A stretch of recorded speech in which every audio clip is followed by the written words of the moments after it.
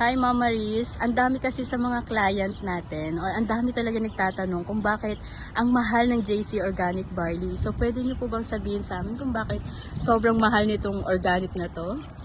Nagtatanong kung bakit mahal ang ating JC Organic Barley Juice kasi ang JC Organic Barley Juice natin ay galing pa ng New Zealand.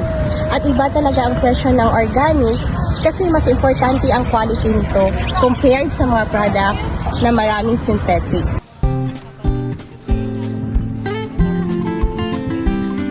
May isa pa pala akong tanong ma'am. Paano mo masabing organic ang barley ng JC? Kasi gobyerno mismo ng New Zealand ang nag-certify na pure and organic ang JC Organic